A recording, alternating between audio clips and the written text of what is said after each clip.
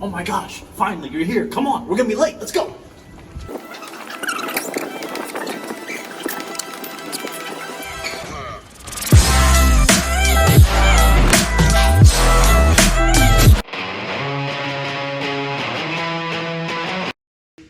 What's going on, students? Nick here with Laura, Mitch, Peyton, and don't forget about Zach. As you can see here, we have some Buffalo Wild Wings in front of us, ranging from mild to super duper spicy. Blazing. Not just spicy, but blazing. So nervous. So, we're just gonna go down the road here, ask some questions, and enjoy some wings. So, Laura, I wanna ask you. Yeah, go for it. Laura, if you could spend the day with either Mitch or Peyton, which one would it be? Oh! Mitch or Peyton, which one would you rather spend the day with? I would probably say Talk about I've spent lots of days with Mitch already. Okay. I've not gotten to spend a lot of days with Peyton. So you're preferring Peyton is what you're saying? I'm saying to spread my So time. Laura likes Good Peyton answer. more than Mitch. Good answer. Is it a problem if the mild already burns your lips? I mean, who would y'all rather spend the day with? Peyton or Mitch? Go Okay, right in this the is chat. pretty- Who would you rather, spend the day with? What's your favorite wing? Post it down there. I like to feel the burn. Okay, Peyton, my question's for you. Okay. Gotta eat it. Would you rather have to speak every thought that's on your mind all the time? So like I when you already think did that. it comes out. How do you do it? Or never be able to speak again. I'll speak every thought. I already do it. My face does it. I do it. I can't not talk. Also, if you're wondering, put in the chat where you think Zach is right now. Alright, Zach. Would you rather have fingernails as hair or hair for fingernails? This one's less spicy. This one's Both of those sound disgusting, if I'm being honest. Mm-hmm. But I kind of like my hair, even though it's all gone right now. So I'm gonna say I'd rather have fingernails that's like hair, because I don't know if fingernails have like a huge use for the body, unless I'm not using my fingernails the right way. What do you have an itch? What are you talking about? Yo, that was good. That wasn't even spicy. It's tasty. That one was It's- good. I shouldn't have rubbed it on my lips like I did. Yeah, I don't know why you did I don't that. know why you did that. Feel it. I don't. It's like in the back of your throat. That one was more like, Almost lost it. would you rather give up golf for the rest of your life or hunting for the rest of your life? I'd rather give up golf for the rest of my life. I love. This is extremely hot. Yo, I'm thriving. I could eat another one. I love hunting, and I like golf. It makes me frustrated a lot. I'll eat this one. I like to throw clubs when I get mad, so definitely hunting. And I love doing hunting with my kids. It was a ton of fun. Weren't you like a I'm professional? sweating. I'm sweating. This next blazer one is freaking me out. Oh man, come on. Let's go. My mouth's burning. It's burning. Oh, that was a big one. Can I put it back? No, you gotta get it. This is so Oh, big. juicy. I'm getting the juice. You're Oh great. yeah, look at that bad boy. Finger, that's Alright, I got the last question. Oh my goodness. We're just going for it. Nick, would you rather spend the rest of your life not being able to eat protein or not being able to go to the gym? This one's hot, dude. What's wrong with you? whoa! Dude, I'm sweating. I would, what was your question? Go to the gym or not eat protein? Not be able to eat protein for the rest of your life. Dude, I'm sweating, man. I Or don't, I'll go to the gym. I'll go to the gym. I mean, it's a little warm, but it's not like, don't freaking out. Well, that concludes our segment. Wait, Thanks for hanging out with us. did you answer? Yeah, I'm not gonna go to the gym. Thank you. I'm sweating for real. I'm taking some milk. Chill this bad boy out. Oh! How do you fix it? How do you make it stop? I don't know what to do.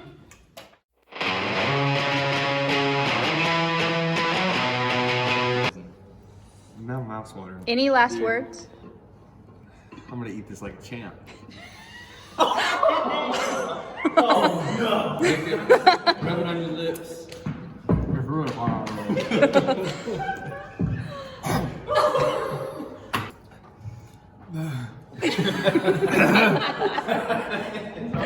My gums are on fire.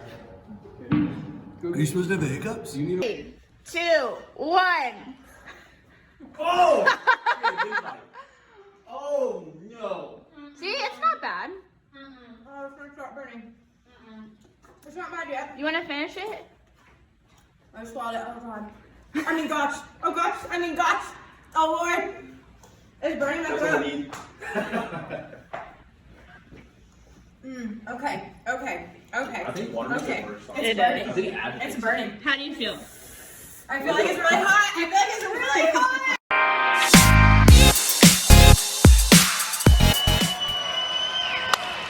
Rick up the line. Hunter picks around third for the second straight game. Geoff Blum has a game-winning hit. And the Astros. Hey guys, Nick here, and this is Geoff Blum. If you don't know who Geoff Blum is, I don't know how that's even possible. But Geoff is formerly, as you might know him, played for the Astros, but he played for multiple teams in the major leagues. Played 14 seasons. Is that right, Geoff? 14 seasons in the major leagues.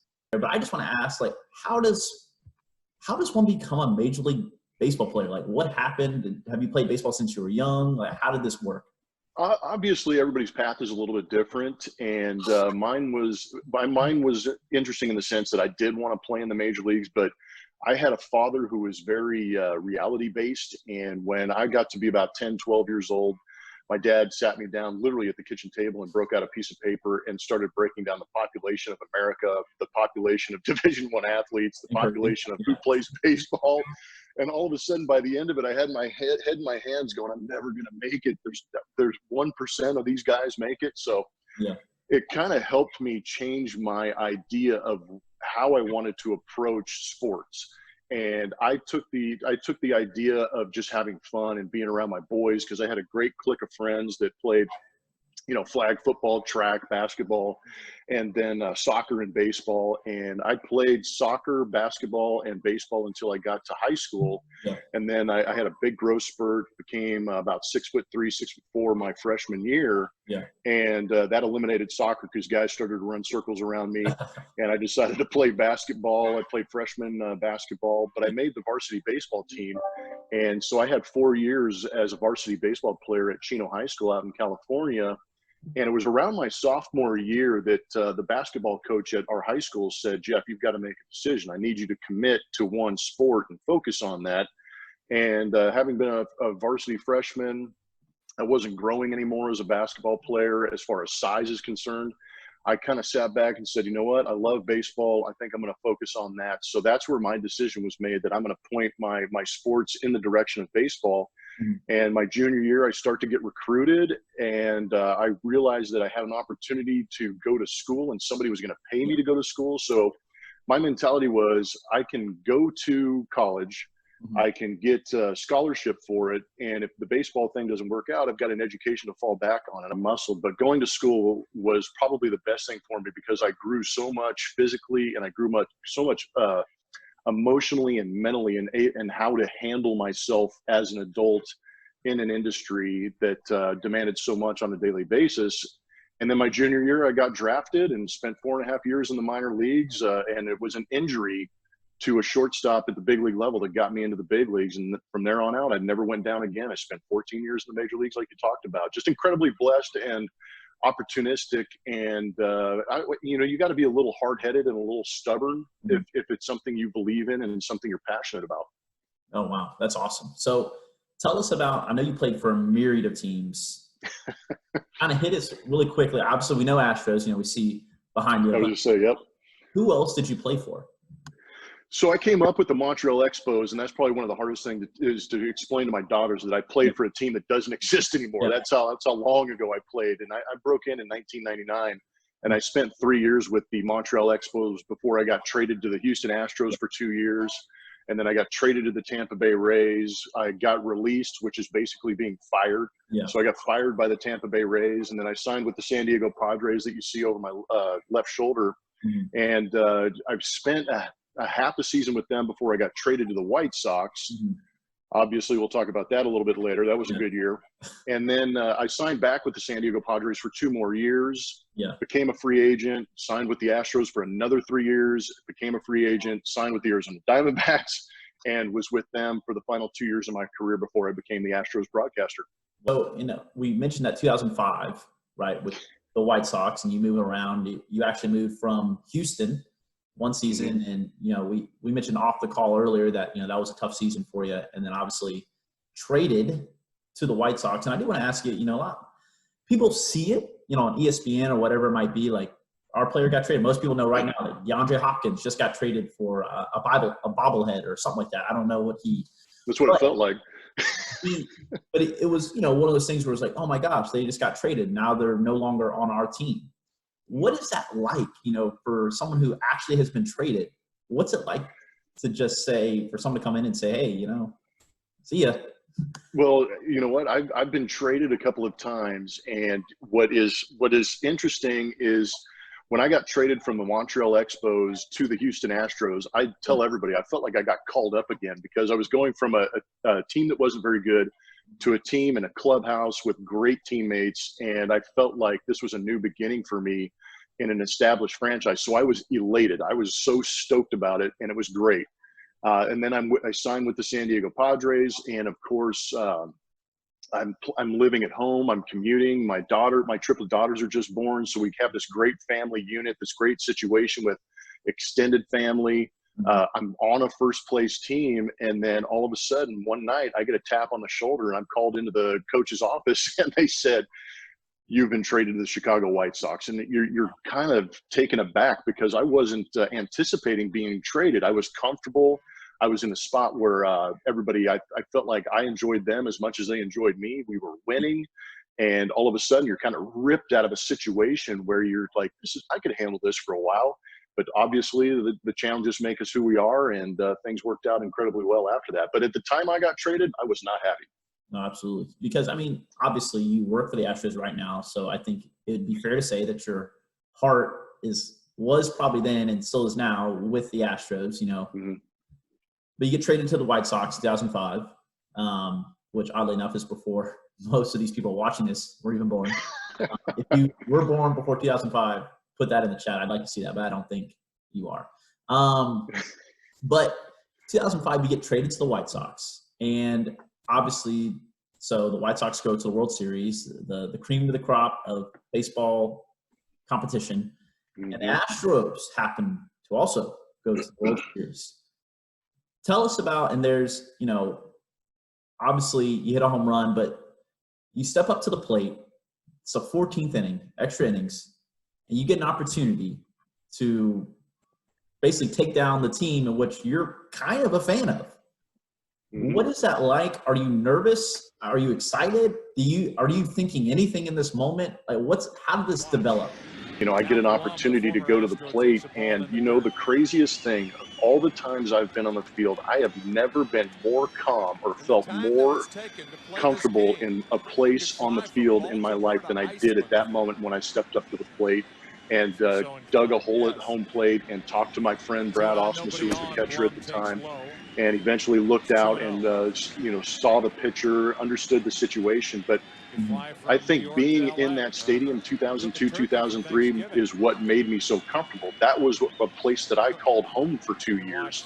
I had close to 600-700 at bats in that same box, but now it was on a greater stage where there was a lot more on the line. But I was elated to be in that situation, and just so happened that the pitcher missed his spot by a good 1.5 feet. I absolutely hit the ball as hard as I possibly could, and it went out of the stadium. And if you watch a lot of the replays, you'll see our first base coach, Tim Raines, jump up, put a fist in the air.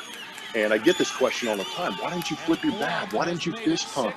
And the whole reason I did not do that or make a bigger deal out of it than I could have is because of the respect I had for those guys in that other dugout.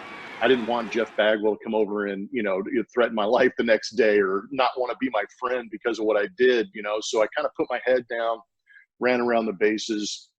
And the coolest thing was obviously getting to my dugout and enjoying the moment.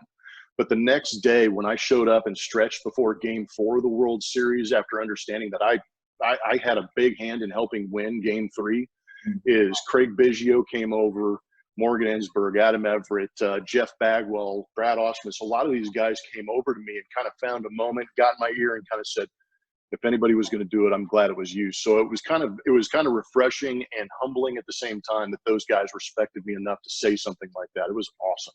Geoff, you're obviously more than a baseball player. In fact, firstly, and more importantly, you're a Christian. Yep. And you're a Christ follower. So, with the time we have left, I want to talk about how did you achieve the balance? Like at this point, home run, World Series winner, very much known as a baseball player who just won us the World Series. How do you balance faith, being a Christian, doing God-honoring things with, I'm a famous athlete? Well, it's an appreciation, I think, for what God and Jesus Christ have laid down, and it's truly understanding that they have a plan for you. They have an understanding of who you are and what you're meant to be. And this isn't something I chose; it was something that was chosen for me. And every adversity, every challenge that I was faced with, and even every success that I had been preparing me for this moment. And as much as as great as everything is on the field, I still try and adapt baseball to what life is like off the field. And more importantly, handling those great moments with the grace that you see somebody like the stories we hear about Jesus healing the sick. You talk about hitting walk-off home runs. Think about somebody who can go up to another human and heal them and bring them to the light, so to speak, and show them how to live their lives, who brought who hung around the worst of the worst and didn't worry about public persona. As Christians, and something we always want to remember is that we can honor God. We're called to honor God in everything, not just the church things. We want to read our Bible, we want to pray, we want to go to church, we want to do those things. But in everything that we do, we honor God, whether we're on the ball field, whether we're playing an instrument, whatever it might be, everything we do is an opportunity to honor God, make him known, and make him glorified. And so, Geoff, thank you so much. Once again, seriously, this was great, and we really appreciate it.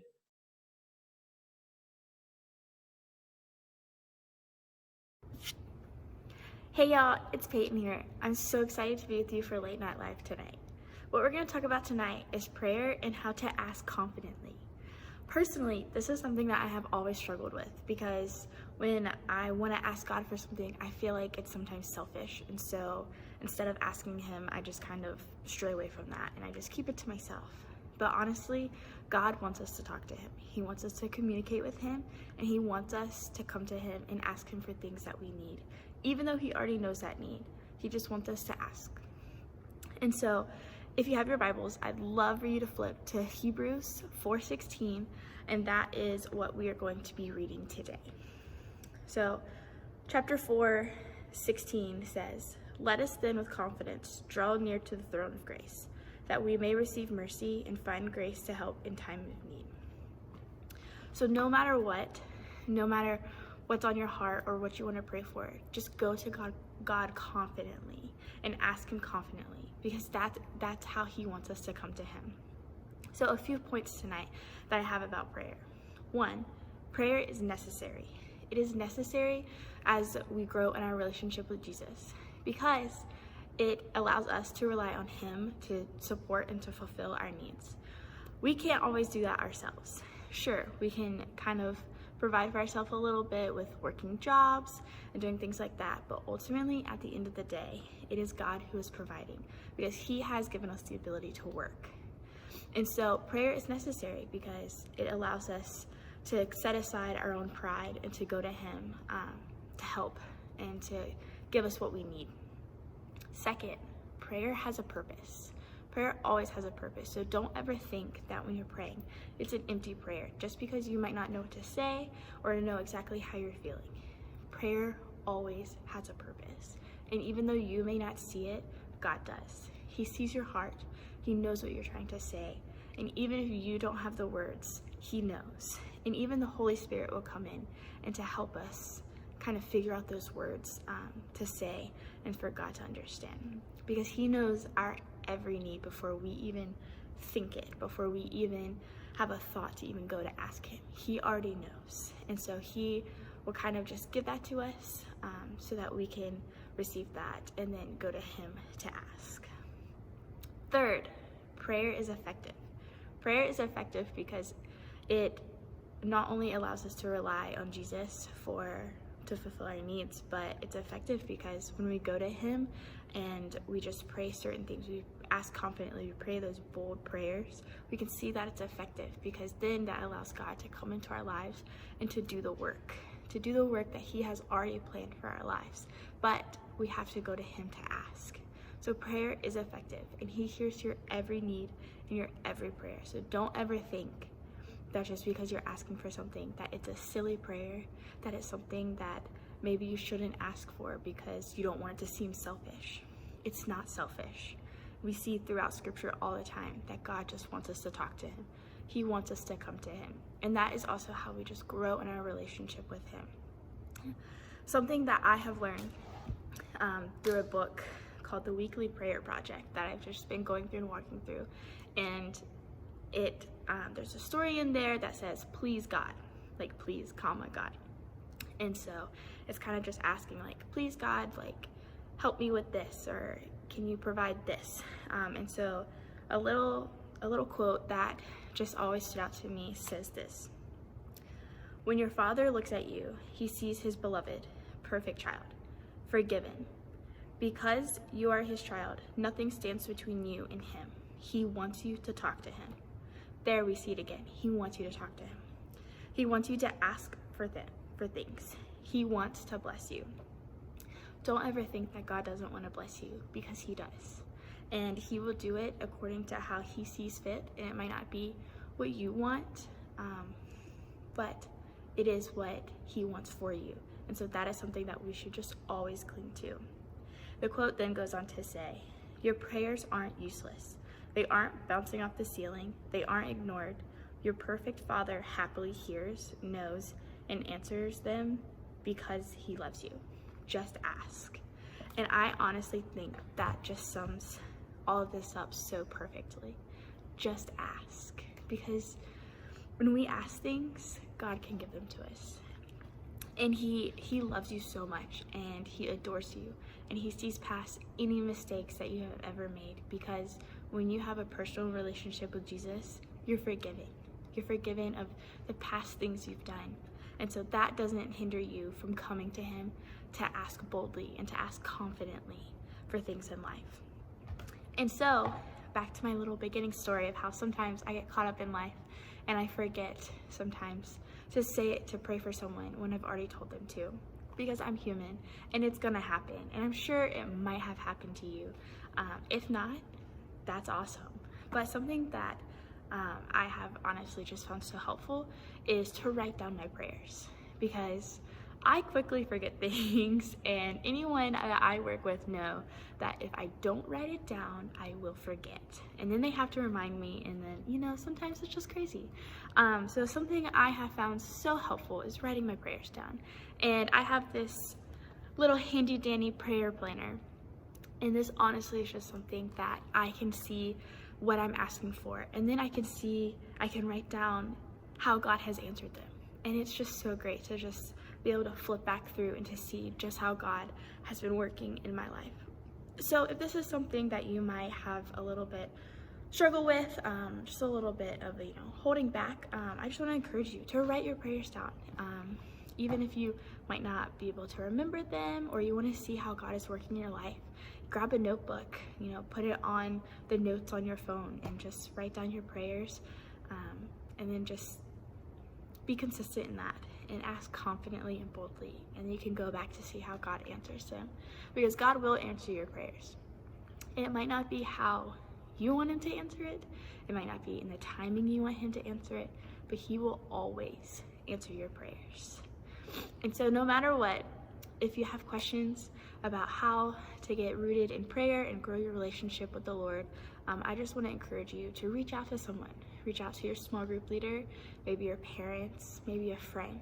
Just reach out. And I know that we are always here to answer any questions that you guys may have.